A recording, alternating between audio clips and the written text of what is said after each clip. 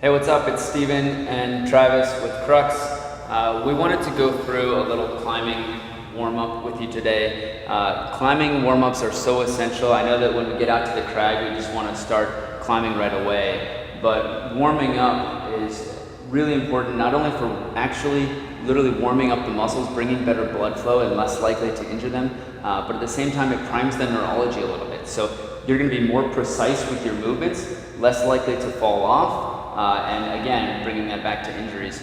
And the other benefit is that it focuses the mind. We have a lot going on in our lives, and when we get to the gym or get to the crag, warming up allows us to kind of set all that aside and really focus on movement and the task at hand. We know through research that warming up reduces injury rates.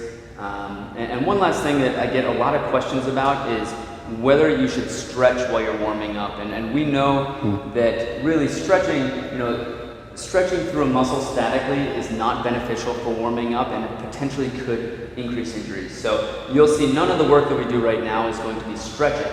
Really, we're going to be actively, dynamically warming up. One last point before we actually get moving a little bit is that once you're done with this active exercise, these range of motion exercises and warming up and kind of activating some muscles, from there, you're going to go to the crag or to in the gym, and you're going to start climbing well below your grade.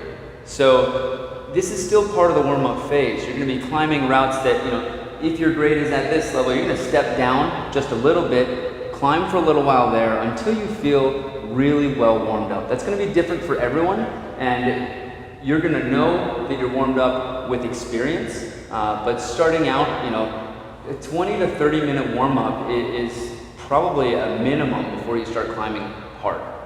So, all right, Travis is going to walk me through this warm-up here. Let's start with our wrists. Let's bring our hands together. And Dr. Steven is going to start by moving the wrists forwards and backwards.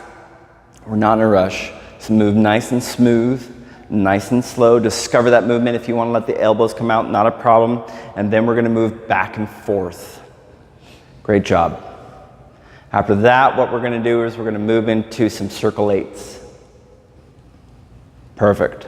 Get those wrists ready, get the elbows ready. So from here, let's go to the neck. I'm going to have Dr. Steven start by looking up at the ceiling. And then he's going to look down at the floor, bringing his chin to his chest. No need to cause pain. Just try to explore that range of motion. Challenge it if you can. So now let's have Dr. Steven look from, he's going to bring his chin forwards, and he's going to retract or bring his head backwards. This will reset some of that forward head and neck position. From here, let's go into our rotations. Looking right to left.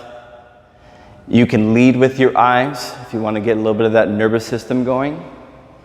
And then finally, we're going to pretend that we have that grapefruit right on the side of the neck and the shoulders, and he's going to try to get over and around that grapefruit, bringing in the ear to the shoulder. No need to cause pain, okay? So now let's start working with the shoulders. We're going to do some shoulder rolls, moving backwards. And watch how Dr. Steven does a really great job of exploring that range. What he does have, drawing a nice circle and depressing the shoulder and the shoulder blade. So now let's start working through a little bit of shoulder range of motion, working through some shoulder rolls, moving backwards. Just go to where you can. Again, we're not going fast, we're not going slow. Let's reverse the direction. Awesome, great job. And again, explore that range of motion. If there's a certain exercise that feels good and you feel like you need more of them, go ahead and explore that a little bit. More is okay. So now what we're going to have him do is let's start with some reaches. I like when I do this to follow my fingertips with my eyes. Again, getting that nervous system involved. Great job. And then we're going to go through some rotation. Rotate those palms down, rotate those palms up, and notice that Dr. Steven really is finding what range of motion he has, and he's challenging that. And we're doing a great job of keeping the body still while he's doing this. And then we'll finally go with some Michael Phelps. Swimmers. Again, nice and smooth, no pain. We're just moving. We're just getting ready for the climb, okay? So now from here what we're going to do is we're going to do some hip movements. So we're going to start imagining that your hip or your pelvis is a bowl of water. Let's pour the water forwards and let's pour it backwards. Water out the front, water out the back. Let's do this without moving the rest of the body or the trunk or the spine. Now that might be tricky, do the best you can. And now what we're going to do is let's go side to side. Again, trying to just really do a great job of just staying still here. The word is disassociate. We're just going to make these movements independent from the rest of the body. Now, from here, what we can do is do some circles. This is going to make you popular at the gym. In that case, you most certainly want to go in both directions. And then what we're going to do is let's bring the hands together. And Dr. Stevens is going to show you his right pocket, and he's going to show you his left pocket. I like to do mine here at the shoulders. And watch how he just does a really great job. And this position here kind of allows him to focus the mind. He keeps the body still, he keeps the shoulder still, he keeps the spine still. And look at all of this great movement at the hip. So many times when we're climbing, you want to be able to be on the wall, holding the wall, and be able to shift through the torso, through a hip, or through your pelvis, without adding any extra movement through your hands. So this warm-up is great for that disassociation of one body part from the other. Okay, let's start moving through the spine. We're going to do some toe touches. I'm going to have Dr. Stevens going to reach up to the ceiling, and he's just going to go down and touch his toes. You know, nothing formal about this. We're just moving. If you get a little bit of bend in the knees, so be it. Just explore that movement. Let's get that spine ready for what we're going to be doing. Good. So we're going to go through some hip movements as well. So from this position, you're going to stand nice and tall, and we're going to go through flexion of the hip, and then extension of the hip. Another one where you really want to quiet the rest of your torso and move just from the ball and socket hip joint. Captain Morgan is coming up. He's going to bring the knee up and out. Doing a great job of keeping the body still. Final one, let's move the foot in and out with a little bit of hip rotation. Trying to focus that movement at the joint. Nothing going on at the body. Actually, this looks really good. We'll switch sides.